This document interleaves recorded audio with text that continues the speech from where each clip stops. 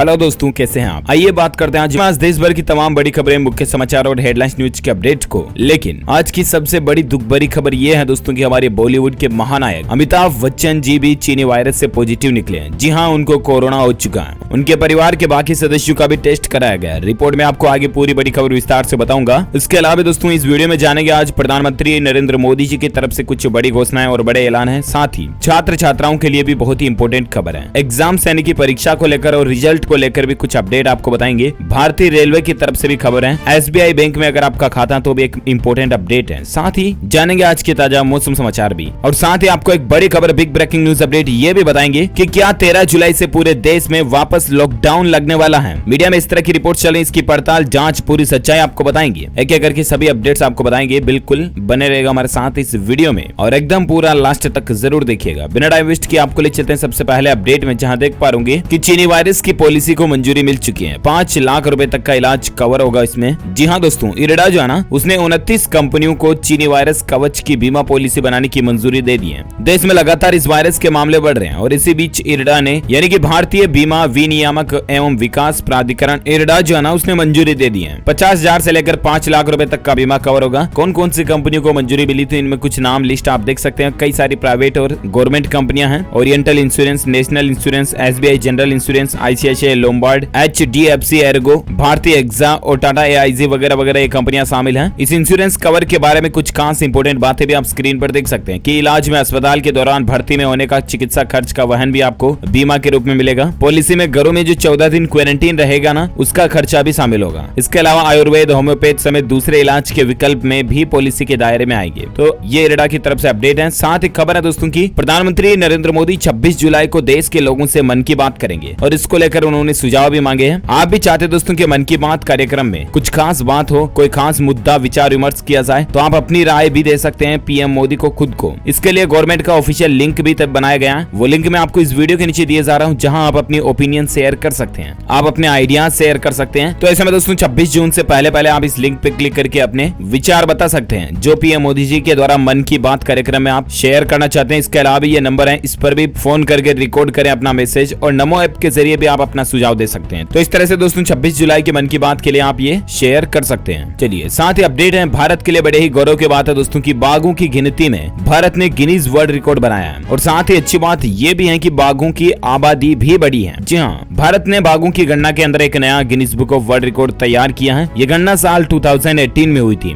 इस गणना के लिए कैमरा ट्रैप को 139 स्टडी साइट्स पर अलग अलग जगहों पर रखा गया, आप देख सकते हैं। और ये जानकारी खुद पर्यावरण मंत्री प्रकाश जावड़ेकर ने ट्वीट करके शेयर की। देख सकते हैं आप ये तस्वीर भी सर्टिफिकेट ऑफ वर्ल्ड रिकॉर्ड्स का। और उन्होंने ये भी लिखा दोस्तों कि हमने ये लक्ष्य 4 साल पहले ही बाघों की संख्या को दुगना करने का संकल्प पूरा कर लिया। तो ये भारत के लिए बड़े ही गौरव की बात है। साथ ही अपडेट देख पा रहे होंगे दोस्तों कि चाइना को मुंहतोड़ जवाब देगा भारत। अब इंडिया का एक नया प्लान बनाया गया, जहां भारत ने जमीन के बाद अब समुद्र के रास्ते भी चीन पर अंकुश लगाने की तैयारी शुरू कर ली है। इसमें दुनिया की 3 बड़ी नौसेनाएं भी भारत के साथ हैं। मालाबार में भारत समेत 4 देशों की नौसेनाएं युद्धाभ्यास करेगी और इस साल के आखिर में होने वाले मालाबार युद्धाभ्यास में अमेरिका और जापान के अलावा ऑस्ट्रेलिया की नौसेना भी शामिल होगी। तो ये चीन के लिए और एक बड़ा झटका है। चलिए साथ ही अब नजर डाले दोस्तों चीनी वायरस से जुड़ी कुछ खबरों में, जहां सबसे दुखद बात यह है कि बॉलीवुड के महानायक अमिताभ बच्चन जी भी चीनी वायरस से संक्रमित हो चुके हैं। उनका नानावटी अस्पताल में इलाज चल रहा है, उनको भर्ती कराया गया है। उनके फैंस और हिंदुस्तान के अलावा दुनिया भर के लोग उनकी जल्दी रिकवरी की दुआ कर रहे हैं और हम भी भगवान से ये प्रे करते हैं कि जल्द से जल्द इनका स्वास्थ्य ठीक हो जाए। ईश्वर, अल्लाह, गॉड, खुदा वगैरह जो कुछ भी आप मानते हैं, उनसे ये प्रे कीजिएगा कि जल्द से जल्द इनका स्वास्थ्य अच्छा हो जाए। आपको बता दो दोस्तों कि अमिताभ बच्चन जी के बाद उनके परिवार का भी चीनी वायरस का टेस्टिंग किया गया और ऐसे में बाकी सदस्यों की रिपोर्ट तो नेगेटिव आई, लेकिन उनके बेटे अभिषेक बच्चन की रिपोर्ट भी चीनी वायरस से पॉजिटिव निकली है, यानी कि इनके परिवार में ये दोनों संक्रमित निकले हैं। हालांकि दोस्तों अमिताभ बच्चन के बाद अभिषेक बच्चन भी चीनी वायरस से पॉजिटिव निकले और उन्होंने कहा कि हल्के लक्षण है, जल्द ही इनका इलाज ठीक हो जाएगा, रिकवर हो जाएंगे ये। इसके अलावा अमिताभ बच्चन ने अपील की है दोस्तों की पिछले 10 दिनों में जो मेरे संपर्क में आए वो भी टेस्ट करा ले, तो ये भी इनका कहना सही है। साथ ही चीनी वायरस को लेकर कुछ और खबरों की अगर बात करें तो देश भर में इस वायरस के मामलों पर प्रधानमंत्री नरेंद्र मोदी ने समीक्षा की बैठक की। अमित शाह और हर्षवर्धन भी उस बैठक में मौजूद रहे। बैठक में प्रधानमंत्री नरेंद्र मोदी ने सार्वजनिक स्थानों पर व्यक्तिगत स्वच्छता और सामाजिक अनुशासन के पालन पर जोर दिया। साथ ही आप भी दोस्तों जहां कहीं भी जाएं मास्क का इस्तेमाल जरूर करें। इसके अलावा भी सोशल डिस्टेंसिंग पूरी बराबर बनाए रखें। और एक अपडेट देख सकते हैं, बॉलीवुड को लेकर सेलिब्रिटीज के घर भी चीनी वायरस पहुंचना शुरू हो चुका है। एक्ट्रेस रेखा के घर का सिक्योरिटी गार्ड भी इससे पॉजिटिव निकला। BMC एजेंसी ने फिर उनके बंगले को सील कर दिया है। साथ ही खबर है कि चीनी वायरस के मरीजों को अब दिया जाएगा सोराइसिस का इंजेक्शन। DCGI ने इसकी इजाजत दे दी है। जी हाँ, drugs controller general of India जो है ना, DCGI यानी कि भारत में दवाओं वगैरह का जो हेड कंट्रोल है, उसने चीनी वायरस के इलाज के लिए सोराइसिस का इंजेक्शन देने को मंजूरी दे दी है। तो अब अस्पतालों में ये भी इस्तेमाल किया जाएगा। साथ ही अपडेट है कि पड़ोसी पाकिस्तान की बात करें दोस्तों तो यहाँ पर 2.5 लाख चीनी वायरस संक्रमितों की कुल संख्या पहुंच चुकी है। जान जाने वालों का आंकड़ा 5000 के पार हो चुका है। और इसी बीच लॉकडाउन से संबंधित कुछ खबरें भी, जैसा कि मैंने आपको बताया, अपडेट देख पा रहे कि कर्नाटक बंगलुरु में 14 से 22 जुलाई तक लॉकडाउन रहेगा। जरूरी सेवाओं की छूट मिलेगी। जहां 14 तारीख की रात 8 बजे से लेकर 22 जुलाई की सुबह 5 बजे तक के लिए संपूर्ण लॉकडाउन बंगलुरु के शहरी और ग्रामीण इलाकों में रहेगा पूरी तरह से। इसके अलावा लॉकडाउन को लेकर कुछ और खबरें आप देख पा रहे। अरुणाचल सरकार ने भी राजधानी क्षेत्र में लॉकडाउन 20 जुलाई तक बढ़ा दिया है। अरुणाचल प्रदेश में भी है ना। साथ ही अपडेट है कि यूपी, बिहार समेत देश के कई राज्यों में लॉकडाउन लग चुका है। मैंने आपको कल ही बताया था कि पुणे में भी 13 जुलाई से लागू होने जा रहा है। और ऐसे में दोस्तों उत्तर प्रदेश, बिहार समेत देश के कई राज्य सरकारों ने अपने उन इलाकों में जहां सबसे ज्यादा संक्रमित मामले चल रहे हैं वहां पर फिर से लॉकडाउन लागू करने का सिस्टम चालू कर दिया है और कई जगहों पर लॉकडाउन लागू किया जा रहा है। पश्चिम बंगाल के 23 जिलों में से 20 कंटेनमेंट जोन में है। यहाँ पर ऑलरेडी गुरुवार शाम 5 बजे से एक सप्ताह के लिए लॉकडाउन लागू है। महाराष्ट्र के अंदर भी 10 दिनों तक वापस पाबंदियां लागू कर दी है। तो ये कुछ अपडेट्स आप देख सकते हैं। और इन सब के बीच एक मसला ये चल रहा है दोस्तों की क्या वाकई में भारत में चीनी वायरस के बढ़ते मामलों के बीच 13 जुलाई से पूरे देश में लॉकडाउन लगने वाला है। तो मैं आपको बता दूं दोस्तों, कई जगहों पर इस तरह की फालतू की अफवाहें और खबरें चल रही हैं, उन पर आप ध्यान ना दें। बिल्कुल अभी तक सरकार का ऐसा कोई प्लान नहीं है पूरे देश में फिर से सख्त लॉकडाउन या कर्फ्यू वगैरह लागू करने का।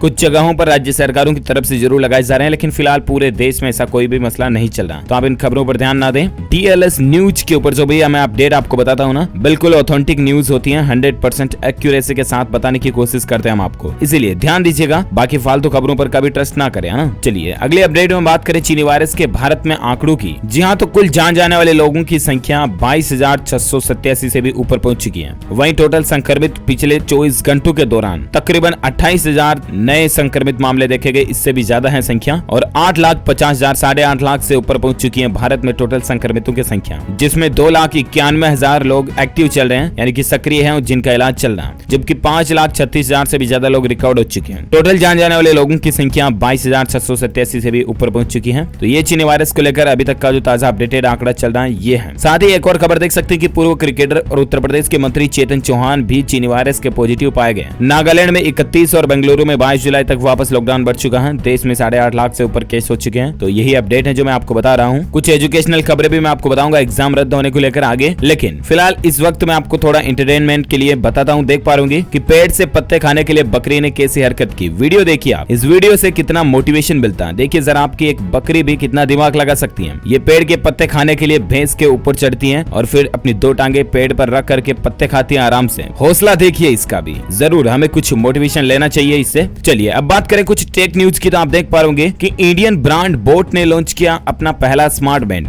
10 दिन का बैटरी बैकअप मिलेगा। इसके अलावा वाटर प्रूफ भी रहेगा। ये बारिश में भी आप इसको इस्तेमाल कर पाओगे। जी हाँ, जिस तरह से दोस्तों चाइनीज कंपनी MI वगैरह का बैंड आता ना, उसी तरह से भारतीय कंपनी ने भी बैंड निकाला है और वो भी बहुत ही प्रीमियम क्वालिटी का है। 10 दिन तक लगभग आपको बैटरी लाइफ मिलती है। कीमत भी कम है, 1799 रुपए। स्मार्ट बैंड जो आते हैं ना स्पोर्ट्स वगैरह की, आपकी शरीर की गतिविधियों के बारे में बताते हैं, टाइमिंग वगैरह भी देखने को मिल जाती है। तो ये कुछ अपडेट है। अब बात करें दोस्तों आज के ताजा मौसम समाचार को लेकर कुछ खबरें आप देख पाओगे। इसके अलावा भारतीय मौसम विज्ञान विभाग की तरफ से किन किन राज्यों में अगले 24 से 48 घंटों के दौरान भारी बारिश की चेतावनी। मैं आपको संपूर्ण भारत के मौसम पूर्वानुमान तो बताऊंगा ही, लेकिन फिलहाल नजर डालते हैं देश में मौसम के हालात क्या चल रहे हैं। खबर देख पा रहे कि उत्तर बिहार और नेपाल में मूसलाधार बारिश चल रही है। बिहार के 14 जिलों में 50 लाख लोगों की आबादी पर बाढ़ का खतरा मंडरा रहा। जहां कई राज्यों में हालात और आलम कुछ यूं है दोस्तों की किसान भाई लोग बारिश का इंतजार कर रहे हैं, लेकिन फिर भी उनके फसलों के लिए बारिश नहीं आ रही है। वहीं बिहार में हालात देखिए, अभी मानसून की शुरुआत ही हुई कि बाढ़ जैसी स्थितियां बन रही हैं। और एक अपडेट देख सकते हैं कि नेपाल और बिहार में भारी बारिश से नदियों का जलस्तर बढ़ चुका है, इसलिए निचले इलाकों में बाढ़ का खतरा चल रहा है। जी हाँ दोस्तों, नेपाल में भारी बारिश होने की वजह से गंडक नदी समेत अन्य नदियों के जलस्तर में ज्यादातर वृद्धि हो रही है। तो ये कुछ मसला चल रहा है बिहार में। साथ ही अपडेट देख सकते हैं कि उत्तराखंड में भी जमकर बारिश हुई। 3 लोगों की जान जाने की खबर है। भूस्खलन से कई सड़कें भी बंद हैं। और एक अपडेट है कि मुजफ्फरपुर में खतरे के निशान से ऊपर बह रही है बागमती नदी। NDRF और SDRF की टीमों को अलर्ट किया गया। जहां बिहार के मुजफ्फरपुर में बहुत ज्यादा गंभीर हालात चल रहे हैं। अभी भी दोस्तों मौसम विभाग की तरफ से यूपी बिहार के बारिश को लेकर अलर्ट जारी है मौसम विभाग की तरफ से। अच्छा, इसके अलावा यूपी बिहार के अलावा भी कई राज्यों में मौसम विभाग की तरफ से भारी बारिश का अलर्ट है। मैं आपको संपूर्ण भारत के मौसम पूर्वानुमान बताता हूँ, जहाँ आगामी 24 घंटों के दौरान उप हिमालय, पश्चिम बंगाल, सिक्किम, असम, मेघालय, हिमाचल प्रदेश, पूर्वी उत्तर प्रदेश और तटीय कर्नाटक में मध्यम से भारी बारिश की संभावना है। साथ ही पूर्वोत्तर भारत, झारखंड, उत्तरी उड़ीसा, उत्तरी छत्तीसगढ़, उत्तर पूर्वी मध्य प्रदेश, गुजरात के पूर्वी क्षेत्रों में, कोंकण, गोवा, अंडमान व निकोबार द्वीप समूह, उत्तरी पंजाब और हरियाणा के कुछ हिस्सों में हल्की से मध्यम बारिश की संभावना है। साथ ही जम्मू कश्मीर, गिलगित बाल्टिस्तान, मुजफ्फराबाद, हिमाचल प्रदेश, उत्तराखंड, पंजाब के कुछ हिस्सों में, इसके अलावा दिल्ली, उत्तर प्रदेश, मध्य प्रदेश, छत्तीसगढ़, तेलंगाना, आंध्र प्रदेश में भी बारिश की संभावना है। तमिलनाडु और पूर्वी राजस्थान के कुछ हिस्सों में हल्की बारिश हो सकती है, जबकि गुजरात के सौराष्ट्र और कच्छ में भी कुछ जगहों पर हल्की बारिश की संभावना है। तो ये रहे आज के ताजा मौसम समाचार, वेदर न्यूज अपडेट। और आइए अब नजर डालते हैं दोस्तों एजुकेशन यानी कि शिक्षा से जुड़ी कुछ खबरों पर जो कि खास है स्टूडेंट्स के लिए। जी हाँ, तो सबसे पहले मैं आपको बता दूं कि अंतिम वर्ष के परीक्षाओं के लिए विश्वविद्यालयों को यानी यूनिवर्सिटीज को यह आदेश दिया गया है कि परीक्षा में शामिल न होने वाले छात्रों को दूसरा मौका दें। जी हाँ, आपको बता दूं दोस्तों कि जिन स्टूडेंट्स की परीक्षा छूट चुकी है ना, उनको दूसरा मौका दिया जाए। सरकार ने यूनिवर्सिटीज को इस तरह का आदेश दे दिया। दरअसल मानव संसाधन विकास मंत्री रमेश पोखरियाल निशंक ने अंतिम वर्ष के छात्रों के लिए एक बड़ा फैसला लिया। जो लास्ट ईयर के स्टूडेंट्स है ना, वो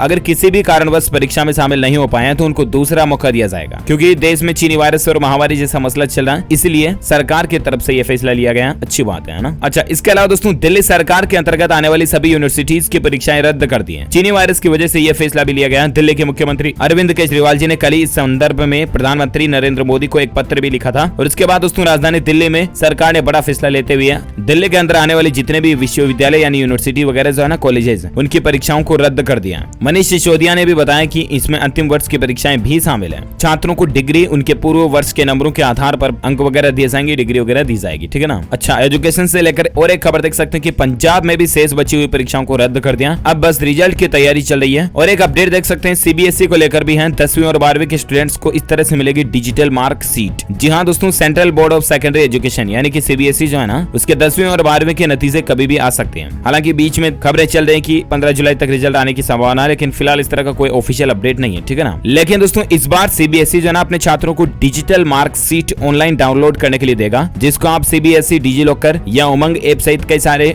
डिजिटल प्लेटफॉर्म पर मार्क शीट को डाउनलोड कर पाओगे। तो ये सीबीएसई की प्लानिंग चल रही है। हालांकि रिजल्ट को लेकर जब भी कोई अपडेट आएगा तो मैं आपको तुरंत खबर बता दूंगा डीएलएस न्यूज के माध्यम से। ठीक है ना। इसके लिए आप मुझसे जुड़े रहेगा और चैनल को सब्सक्राइब करके बेल आइकन जरूर दबाए रखिएगा, है ना। साथ ही और एक खबर देख सकते हैं, उत्तर प्रदेश बोर्ड कक्षा 9वीं और 11वीं के लिए एडवांस रजिस्ट्रेशन 25 अगस्त तक चालू रहेंगे, तब तक आप कर सकते हैं। साथ ही खबर है कि यूपी जेईई एग्जाम को लेकर देख सकते हैं, उत्तर प्रदेश में पॉलिटेक्निकल प्रवेश परीक्षा की तारीख घोषित हो चुकी है। लिखित प्रवेश परीक्षा 12 सितंबर एवं ऑनलाइन परीक्षा 15 सितंबर को कराई जाएगी। तो ऑफिशियल वेब पोर्टल पर जाकर के आप और ज्यादा शेड्यूल वगैरह चेक कर लीजिएगा। ठीक है ना। तो ये रहे दोस्तों आज के कुछ एजुकेशनल अपडेट। और आइए अब देश और दुनिया से जुड़ी कुछ और प्रमुख खबरों पर नजर डालते हैं, जहां देख पाएंगे भारतीय रेलवे की तरफ से बड़ी खुशखबरी दी गई है। रेल यात्रियों के लिए ट्रेनों में कई अहम बदलाव किए जा रहे हैं। जी हाँ, इंडियन रेलवे जल्द ही अपने यात्रियों को बड़ा तोहफा देने जा रहा है, जिसमें एक तो ये मसला शामिल है कि ट्रेनें लेट वगैरह होती हैं, इसके लिए भी कई कदम उठा रहा है। ठीक है ना। इसी कड़ी में रेलवे ने ट्रेनों में कोच की संख्या को एक समान करने के लिए काम भी शुरू कर दिया। साथ ही पहले चरण में शताब्दी, राजधानी सहित LHB कोच की संख्या निर्धारित होगी। तो कुल मिलाकर के रेलवे जो कई सारे बड़े बदलाव करने जा रहा है, बहुत जल्द आपको चेंजेस देखने मिलेंगे। इंडियन रेलवे को लेकर और एक खबर ये भी देख सकते हैं कि बिहार और झारखंड के बीच 13 जुलाई से ये ट्रेनें नहीं चलेगी। रेलवे की तरफ से ऑफिशियल नोटिस निकाला गया कि यात्रीगण कृपया ध्यान दें, 13 जुलाई के प्रभाव से गाड़ी संख्या 02365, 02366 रांची पटना रांची जनशताब्दी स्पेशल ट्रेन गया और रांची के बीच निरस्त रहेगी, अर्थात इस ट्रेन का परिचालन केवल पटना और गया के बीच किया जाएगा। तो ये इंडियन रेलवे की तरफ से अपडेट है। साथ ही दोस्तों खबर है कि टिकटॉक को हांगकांग में ऐप स्टोर और गूगल प्ले स्टोर से भी हटा दिया गया। हांगकांग में हाल ही में बैन को लेकर 1-2 दिन पहले खबरें आई थी, आपको पता होगा, राइट। और ऐसे में उसके बाद अब हांगकांग के प्ले स्टोर वगैरह से भी इसको टिकटॉक को हटा दिया। अच्छा, और एक खबर है कि पटना एम्स को कोवैक्सीन उपलब्ध करा दी गई है। 13 जुलाई से इस पर ह्यूमन ट्रायल शुरू हो जाएगा। आखिरकार एम्स पटना को भी ये वैक्सीन अवेलेबल हो चुकी है और ह्यूमन ट्रायल के नतीजे क्या आते हैं, यही बहुत ही महत्वपूर्ण अपडेट होगा। तो मैं आपको बताऊंगा जरूर डीएलएस न्यूज के ऊपर। फिलहाल एक महत्वपूर्ण खबर आप देख सकते हैं कि भारतीय स्टेट बैंक यानी कि एसबीआई ने पेन ड्राइव के इस्तेमाल पर सतर्क किया। इन बातों का आपको ध्यान रखें वरना नुकसान हो सकता है। जहां पेन ड्राइव के बारे में तो आप जरूर जानते होंगे, समझते होंगे। एक छोटी सी डिवाइस आती है जिसके जरिए अपन कंप्यूटर से डेटा को ट्रांसफर कर सकते हैं, राइट। लेकिन पेन ड्राइव इस्तेमाल करने वाले लोगों के लिए भारतीय स्टेट बैंक यानी कि एसबीआई की तरफ से एक अलर्ट जारी किया गया और ग्राहकों को कहा गया कि वे सावधानी रखें। कुछ खास बातों का ध्यान रखें, जिसमें शामिल है कि आप अपने पीसी कंप्यूटर पर लेटेस्ट एंटीवायरस अपडेटेड रखें स्कैन करके। यूएसबी डिवाइस में पासवर्ड जरूर लगाएं। अगर आपके पेन ड्राइव डिवाइस में बैंक डिटेल संबंधित फाइल या फोल्डर है तो उन्हें आप इनक्रिप्टेड रखें। जब यूज लेना हो तब आप इनक्रिप्ट वगैरह कर सकते हैं। इसके अलावा किसी अनजान व्यक्ति से प्रमोशनल यूएसबी डिवाइस वगैरह ना लें। अपनी अहम जानकारी जैसे बैंक खाते की डिटेल, नेट बैंकिंग पासवर्ड वगैरह, इनको पेन ड्राइव में कभी ना रखें। अगर किसी डिवाइस में वायरस है तो उस डिवाइस में आप अपनी पेन पेन ड्राइव को ना लगाएं, तो इन बातों का जरूर ध्यान रखें, है ना। साथ ही दोस्तों खबर आई थी कि टिकटॉक को अमेजोन ने अपनी कंपनी के जो एम्प्लॉय हैं उनके मोबाइल से तुरंत डिलीट करने को कहा था, लेकिन फिर अमेजोन ने कहा कि ये ईमेल जो है वो गलती से चला गया, अमेजोन पलट गया। तो ये भी कुछ मसला चल रहा है टिकटॉक को लेकर। साथ ही खबर है कि हरिद्वार के बॉर्डर को सील कर दिया गया, सिर्फ कुछ ही लोगों को प्रवेश मिलेगा। जो लोग लिखित में प्रशासन की तरफ से परमिशन लेकर आएंगे ना, वही लोग अब हरिद्वार के बॉर्डर को क्रॉस कर पाएंगे। ये प्रशासन की तरफ से फैसला है। साथ ही खबर है कि 13 जुलाई को गूगल फॉर इंडिया 2020 इवेंट होने जा रहा है, लेकिन इस बार पहली बार वर्चुअल तरीके से ये इवेंट होगा। Google for India is back, आप देख सकते हैं। Join us on the live stream 2 PM 13 जुलाई। आप ऑनलाइन भी ज्वाइन कर सकते हैं इस इवेंट को। चलिए, साथ ही खबर है कि राजस्थान में चीनी वायरस की जांच प्रक्रिया में कुछ बदलाव किया गया। अब हर सामुदायिक स्वास्थ्य केंद्र पर नमूने लिए जाएंगे। तो ये राजस्थान गवर्नमेंट की एक नई प्लानिंग है। साथ ही अपडेट है कि मुख्यमंत्री ने 7 नए मेडिकल टेस्टिंग लैब का शुभारंभ किया। जहां उत्तर प्रदेश गवर्नमेंट की तरफ से दोस्तों कल ही 7 नई लैब का शुभारंभ किया गया विश्व जनसंख्या दिवस के मौके पर। यह कहना है उत्तर प्रदेश के अपर मुख्य सचिव गृह एवं सूचना प्रशासन से संबंधित अविनाश कुमार अवस्थी जी का। चलिए, साथ ही खबर है कि टिड्डी नियंत्रण अभियान अभी भी देश में जारी है। केंद्र सरकार ने तकरीबन 1.5 लाख और राज्यों ने 1,33,000 हेक्टेयर में छिड़काव किया। हेलीकॉप्टर वगैरह से और ऊपर से स्प्रे का छिड़काव किया जा रहा है, क्योंकि टिड्डी की वजह से किसान भाई लोग बहुत परेशान है ना। अच्छा, इसके अलावा खबर है कि इस बार भाइयों की कलाई पर सजेगी बांस और गोबर से बनी राखियां। जी हाँ, आपको यकीन नहीं हो रहा होगा, लेकिन दोस्तों हमारे देश में इस तरह के इनोवेशन भी छिड़ चुका है। दरअसल ये राखियां वगैरह जो है ना, ये इतने दिन चाइना वगैरह से भी आती थी। बहुत सारे सामान चाइना से भारत आयात करता था। तो इस बार रक्षाबंधन का त्योहार तो नजदीक आने वाला है और चाइना के बीच हमारा मसला क्या चल रहा है तो आपको पता ही है। तो इसी कड़ी में भारत में स्वदेशी राखियां बनना भी तैयार हो चुकी हैं। कुछ नेचुरल तरीके से भी बनाई जा रही है, बांस वगैरह और गोबर को सूखा करके वगैरह। काफी आकर्षक और सुंदर राखियां तैयार की जा रही है। तो इस बार भारत में आपको रक्षाबंधन के ऊपर ये बड़ा बदलाव देखने मिलेगा। साथ ही खबर है कि पंजाब राज्य में रैपिड एंटीजन टेस्टिंग शुरू हो चुकी है। प्लाज्मा बैंक को भी मंजूरी मिल चुकी है। जहां पंजाब के मुख्यमंत्री कैप्टन अमरिंदर सिंह ने सबसे अधिक प्रभावित 5 जिलों में शुक्रवार से रैपिड एंटीजन टेस्टिंग का प्रोजेक्ट शुरू कर दिया। इस प्रोजेक्ट का मकसद ये होता है कि जांचें जो है ना चीनी वायरस की टेस्टिंग वो जल्दी से जल्दी होते रहे, है ना। इसके अलावा पंजाब के मुख्यमंत्री ने प्लाज्मा बैंक की स्थापना को भी हरी झंडी दे दी है। ये पंजाब स्टेट के लोगों के लिए राहत की बात है। साथ ही खबर देख पा रहे कि नेशनल पेंशन स्कीम में सरकार बड़ा बदलाव करने की तैयारी में है। NPS subscriber systematic investment plan के जरिए निवेश कर पाएंगे। जी हाँ, नेशनल पेंशन स्कीम सरकार की एक स्कीम चलती है, आपको पता होगा। इसमें आपको निवेश करने का कई विकल्प मिल सकते हैं, फ्लेक्सिबल रहेगा। अब एनपीएस में एसआईपी उसी प्रकार से काम करेगा जिस प्रकार से म्यूचुअल फंड में एसआईपी वगैरह काम करता है। तो ये बैंकिंग सिस्टम को और एनपीएस को कुछ सरकार एडवांस तरीके से सिस्टमेटिक बिल्ड करने जा रही है। अच्छी बात है। चलिए, साथ ही अपडेट है कि एसबीआई योनो ऐप से शॉपिंग करने पर आपको कई तरह के ऑफर्स वगैरह मिल रहे हैं। जी हाँ, अगर आप ऑनलाइन शॉपिंग वगैरह करते हैं ना, तो एसबीआई योनो का इस्तेमाल कीजिएगा। 17 जुलाई तक आपको 15% ऑफ वगैरह और कई सारी कैशबैक वगैरह ये चीजें मिल रही हैं। जानकारी आप इसके बारे में स्क्रीन पर देख सकते हैं। साथ ही खबर है कि किसानों के लिए बड़ी खबर, एफपीओ के तहत मिलेंगे 15 लाख रुपए। सरकार ने इसको लेकर नई गाइडलाइंस भी जारी कर दी है। जी हाँ दोस्तों, आपको बता दें केंद्रीय कृषि एवं किसान कल्याण मंत्री नरेंद्र सिंह तोमर ने 10,000 एफपीओ यानी कि फार्मर प्रोड्यूसर ऑर्गेनाइजेशन यानी किसान उत्पादक संगठनों के गठन और संवर्धन के लिए नए दिशा निर्देश के बुकलेट जारी कर दिए। कुल मिलाकर के मसला ये है दोस्तों कि सरकार जो है ना किसानों के लिए इस तरह के ऑर्गेनाइजेशन बना रही है जिससे कि किसानों की खेती बाड़ी के लिए काम आसान रहे, उनको सुख सुविधाएं मिल सके। इसके लिए सरकार साल 2023-24 तक कुल 10,000 एफपीओ का गठन करने की प्लानिंग में है। ठीक है ना। 5 साल के लिए प्रत्येक एफपीओ को सहायता दी जाएगी। सरकार इस पर कुल 6,866 करोड़ रुपए भी खर्च करेगी। सरकार का मकसद ये है कि एफपीओ को बढ़ावा दिया जाए ताकि केसीसी के माध्यम से किसान को दी गई लोन की सुविधाओं में वृद्धि की जा सकेगी, यानी किसानों को आसानी से लोन वगैरह भी मिल सके। इसके अलावा किसान और कृषि को आगे बढ़ाने के लिए सरकार उनके ग्रुप को 15-15 लाख रुपए की आर्थिक सहायता राशि भी देगी। यानी कि ये जो संगठन बनाए जाएंगे ना एफपीओ, इनको गवर्नमेंट खुद 15-15 लाख रुपए की सहायता राशि देगी। क्या होता है एफपीओ वगैरह, तो किसानों का ही एक समूह होता है जो कृषि उत्पादन कार्य में लगा हो और कृषि से जुड़ी व्यावसायिक गतिविधियों को चलाएगा। एक समूह बनाकर एक कंपनी एक्ट में रजिस्टर्ड करवा सकते हैं। तो ये किसानों के लिए सरकार की एक नई प्लानिंग और है भी बहुत अच्छी है ना। साथ ही खबर है दोस्तों कि राजस्थान राज्य की सभी सीमाओं को सील कर दिया गया है। वाहनों की चेकिंग होगी, संदिग्धों की गिरफ्तारी भी की जाएगी। ये मसला सरकार ने बनाया है दोस्तों क्योंकि आपराधिक गतिविधियां बढ़ रही है। इसीलिए राजस्थान सरकार जो है ना अब सीमा से बाहर आने जाने वाली गाड़ियों की नाकाबंदी करेगी, जांच करेगी, तलाशी करेगी। इसके अलावा और एक अपडेट देख सकते हैं कि चीनी वायरस को लेकर ब्रिटेन में 1.72 करोड़ यानी कि 1.72 करोड़ लोगों पर एक रिसर्च की स्टडी हुई और उसमें ये पता चला दोस्तों कि आखिर किस कारण से चीनी वायरस के चलते जान चली जाती है, यानी कि व्यक्ति की जान चली जाती है। इस पर वैज्ञानिकों की रिसर्च हुई। आखिर क्या नतीजा रिसर्च में निकल कर आया, मैं आपको डीएलएस न्यूज के अगले वीडियो में चीनी वायरस को लेकर एक सेपरेट वीडियो बनाऊंगा, उसमें सारी जानकारी इन्फॉर्मेशन बताऊंगा। तो इसके लिए आप मुझसे जुड़े रहेगा, चैनल को सब्सक्राइब करके बेल आइकन दबा देना और आप चैनल पर जाकर के इस रिसर्च के बारे में जानकारी भी प्राप्त कर सकते हैं। ओके, इसी कड़ी में दोस्तों आज दिन भर की तमाम बड़ी खबरें, मुख्य समाचार, टूडे ब्रेकिंग न्यूज का अपडेट वीडियो फिनिश होता है। आप मुझे नीचे कमेंट करके करके बताना कि हाल ही में एशिया की सबसे बड़ी सौर ऊर्जा परियोजना किस देश में चालू की गई। अगर आप करंट अफेयर से अपडेट रहते हैं, DLS न्यूज का वीडियोस रेगुलरली देखते हैं, तो आपको इस सवाल का जवाब जरूर पता होगा। जो लोग इसका सही जवाब इस वीडियो के नीचे कमेंट बॉक्स में देंगे ना, वो रैंडमली पिक किए जाएंगे हमारी DLS न्यूज टीम की तरफ से, और आप पा सकते हैं कोई भी एक अमेजिंग और सरप्राइज गिफ्ट, जो कि गिव अवे के रूप में आप तक पहुंचा दिया जाएगा। गिफ्ट बिल्कुल फ्री ऑफ कॉस्ट होता है, 1 रुपया भी आपसे नहीं लिया जाता, किसी के झांसे में आकर ठगी के शिकार ना हो, है ना। साथ ही दोस्तों, अगर आपको ये वीडियो अच्छा लगा तो इसे लाइक करना, ज्यादा से ज्यादा लाइक करके अपने दोस्तों के साथ फेसबुक और व्हाट्सएप पर भी शेयर करना। और अगर आप DLS न्यूज चैनल पर पहली बार आए तो चैनल को सब्सक्राइब करके बेल आइकॉन जरूर दबा देना, ताकि आपको रोजाना की ताजा अपडेट्स तुरंत आपके मोबाइल पर मिलते रहेंगे। Thank you, take care, goodbye, जय हिंद, जय भारत, वंदे मातरम।